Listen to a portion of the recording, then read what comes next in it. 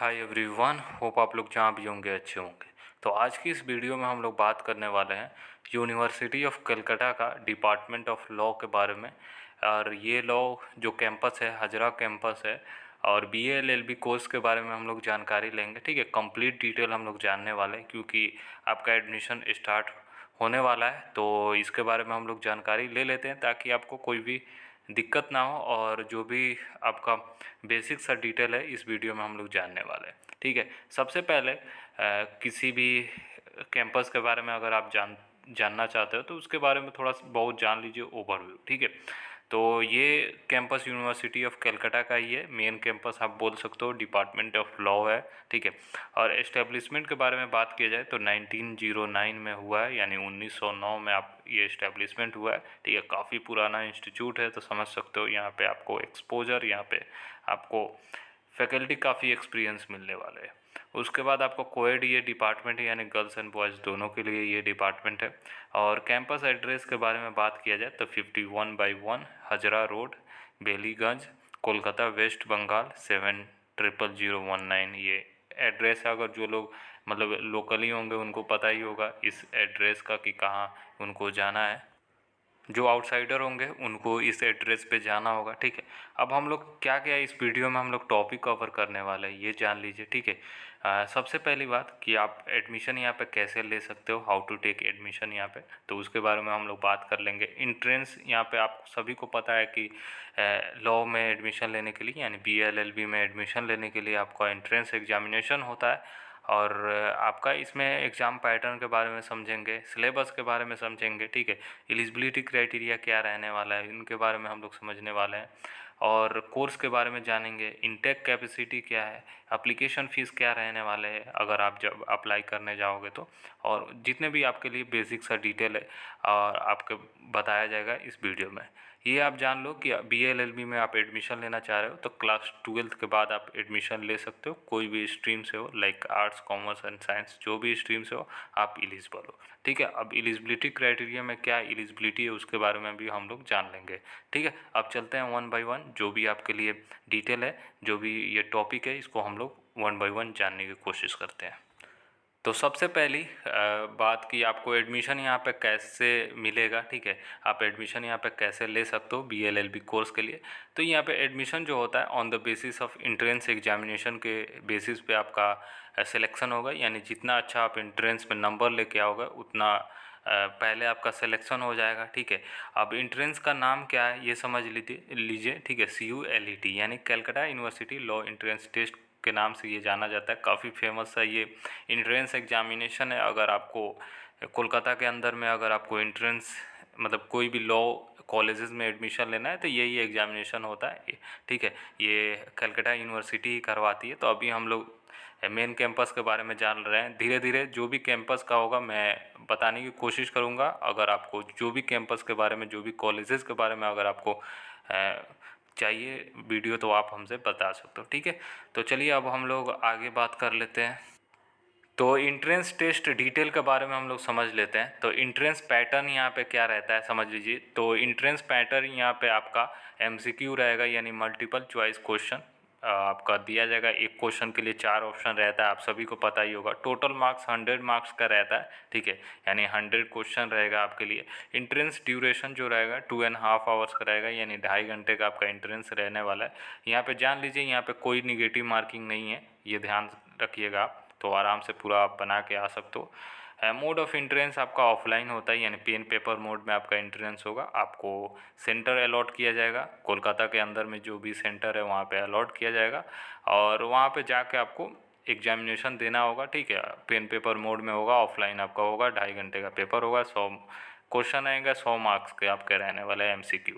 ठीक है, उसके बाद इंट्रेंस सिलेबस के बारे में हम लोग समझ लेते हैं, क्योंकि आपको इंट्रेंस देना पड़ेगा, जाहिर सी बात है सिलेबस थोड़ा बहुत नॉलेज तो रहेगा ही रहेगा। हालांकि नोटिफिकेशन आया हुआ है, उसमें सिलेबस जो है उसमें बात किया गया, उसमें क्वेश्चन का भी पैटर्न बताया गया, क्वेश्चन कैसे आपका पूछा जाता है, एक सैम्पल उन्होंने दिया हुआ है। तो वो वाला वीडियो मैंने ऑलरेडी अपलोड कर रखा है। तो अभी मैं क्या करता हूँ, एक प्लेलिस्ट बना देता हूँ लॉ से रिलेटेड, ठीक है।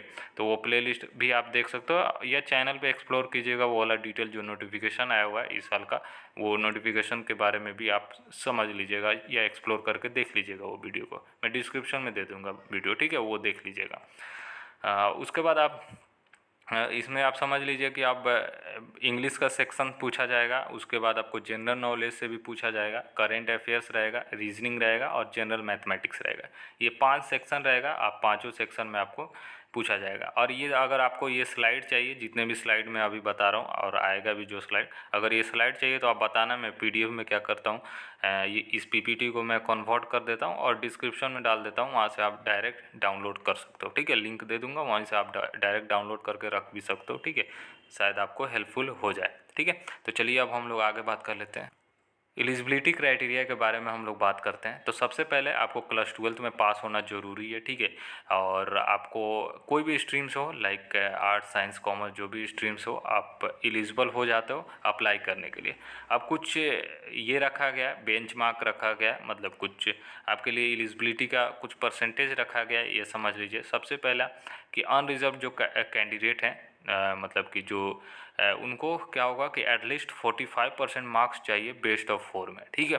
तो यानी बेस्ट ऑफ 4 जो भी सब्जेक्ट हो उसमें आपको 45% आपको रहना चाहिए। जो रिजर्व कैटेगरी है, कैटेगरी के कैंडिडेट हैं, मतलब कोई भी आप SC ST OBC जो भी कैंडिडेट है उनके लिए 40% चाहिए, यानी 5% का रिलैक्सेशन यहाँ पे मिल जाता है बेस्ट ऑफ 4 में, ठीक है। और आपको क्लास 12 में पास होना ज़रूरी है, ये ध्यान रखिएगा आप, ठीक है। होप ये एलिजिबिलिटी क्राइटेरिया समझ में आ चुका है। अब हम लोग फीस स्ट्रक्चर के बारे में जान लेते हैं, ठीक है। हालांकि ये साइट पे कोई मेंशन नहीं किया गया था, साइट प्रॉपर वर्क नहीं कर रहा है, ठीक है। जो भी डिपार्टमेंट ऑफ लॉ है, तो उनका जो हाजरा कैंपस का जो भी मैं सर्च कर रहा था, वैसे गूगल पे नहीं खुल रहा था वो साइट, ठीक है। अब आप भी सर्च करके देख लेना, अगर खुल जाए तो अच्छी बात है। मेरे डिवाइस से नहीं हो रहा था ओपन, मैंने फ़ोन से भी किया और लैपटॉप से भी मैंने किया तो नहीं ओपन हो रहा था, ठीक है। तो मैंने कॉलेज दुनिया का जो ऑफिशियल साइट है वहाँ पे देखा, काफ़ी मतलब यहाँ पे रिव्यू सही रहते हैं और अपडेटेड रहता है, ठीक है। तो ये मान के चलो, इनका फ़ीस जो रहता है सेमेस्टर वाइज 750 रहता है, क्योंकि मेन कैंपस में आप एडमिशन लोगे तो जाहिर सी बात है आपको फ़ीस कम लगता है यहाँ पे। तो 750 पर सेमेस्टर है, और आप सभी को पता है कि 5 ईयर का कोर्स है तो 10 सेमेस्टर रहेगा, यानी 10 सेमेस्टर आपका रहने वाला है। तो पूरा कोर्स का फ़ीस आपको 7500 रहेगा। हो सकता है थोड़ा बहुत इंक्रीज हो इस साल, ठीक है। तो ये थोड़ा सा इंक्रीज होगा, तो जब आप एडमिशन लेने जाइएगा तो वहाँ पे वो लोग बता देंगे, मतलब जब फीस वगैरह जमा करने जाइएगा बताया जाएगा कि उसमें कितना आपको पेमेंट करना है, ठीक है। तो उसके बाद हम लोग बात कर लेते हैं इनटेक कैपेसिटी 132, यहाँ पे इनटेक कैपेसिटी है। तो अच्छा खासा सीटें हैं, तो देख लेना आप, ठीक है। फीस में थोड़ा बहुत इंक्रीज हो सकता है, क्योंकि हर साल थोड़ा बहुत इंक्रीज होता है, ठीक है, ये ध्यान रखिएगा।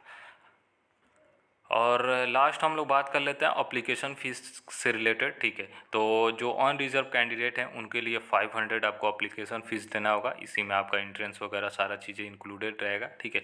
उसके बाद रिजर्व कैटेगरी है, ठीक है, जो भी आपको रिजर्व कैटेगरी से अप्लाई करोगे तो उनको 250 रुपीज़ देना पड़ेगा एज अप्लीकेशन फ़ीस। ये ध्यान रखिएगा, अप्लीकेशन फ़ीस रिफंड नहीं होता है, ये नॉन रिफंडेबल रहता है, ये ध्यान रखिएगा, ठीक है। ये डिटेल होप आपको समझ में आ चुका हो, और आप सभी को पता है कि इस साल का एडमिशन जल्दी ये स्टार्ट होने वाला है। हालांकि जैसे कि मैंने पहले बताया कि वीडियो मैंने ऑलरेडी बना रखा है, वो वीडियो आप देख लेना, ठीक है, डिस्क्रिप्शन में दे देता हूँ, वहाँ से आप देख लेना वो वीडियो को। काफ़ी डिटेल में बात किया, वो नोटिफिकेशन के बारे में बात किया, उस नोटिफिकेशन को मैंने अच्छे से आपको समझाया। उसमें बहुत सारे कॉलेजेस हैं, ठीक है, कॉलेजेस भी हैं। क्या है कि वहाँ पे आपको सिंगल फॉर्म भरना पड़ेगा, यूनिवर्सिटी ऑफ कलकत्ता के ऑफिशियल साइट पे ही आपको फॉर्म भरना रहता है, और वही सिंगल पोर्टल से ही आपका सारा काउंसलिंग वगैरह किया जाएगा, ठीक है। और आगे का जो भी फर्दर प्रोसेस होगा मैं आपको समझा दूंगा, जैसे जैसे नोटिफिकेशन आएगा वैसे वैसे मैं समझा दूंगा वीडियो के माध्यम से, उसके लिए आप बेफिक्र रहो। बाकी कोई भी डाउट आ रहा है, अगर किसी कॉलेज पे वीडियो चाहिए, डिटेल वीडियो चाहिए, जैसे मैंने ये मेन कैंपस हाजरा कैंपस का जो बताया है, वैसे ही अगर आपको चाहिए डिटेल में तो आप बताना, मैं बना दूंगा। थोड़ा सा टाइम लगेगा, क्योंकि ये डिटेल इकट्ठा करने में थोड़ा बहुत मुझे भी टाइम लग जाता है, और वीडियो को थोड़ा सा अपलोड करने में लग जाता है, इसीलिए मैं बना दूंगा, ठीक है। उसके बाद अगर ये वाला जितने भी मैंने स्लाइड को दिखाया, अगर ये स्लाइड आपको चाहिए तो आप डिस्क्रिप्शन से डाउनलोड कर सकते हो। मैं अभी इसको PDF फॉर्मेट में कन्वर्ट कर देता हूँ और आप डाउनलोड करके जो भी आपको देखना होगा आप देख सकते हो, ठीक है। तो चलिए, यही था इन्फॉर्मेशन, होप आपको समझ में आया होगा। बाकी कोई भी डाउट हो, कोई भी दिक्कतें आ रही है, ठीक है, तो आप हमसे कमेंट करके पूछ सकते हो। कोशिश रहेगी आपको हेल्प करने के लिए। बाकी होप ये वीडियो आपको समझ में आया हो। बाकी कोई अगर आपके फ्रेंड हो BA LLB के लिए अगर जाना चाह रहे हो, अगर उनको चाहिए तो ये वीडियो आप उनसे शेयर कर सकते हो, ठीक है। तो चलिए, बाय ऑल ऑफ यू, और ख्याल रखिए अपना।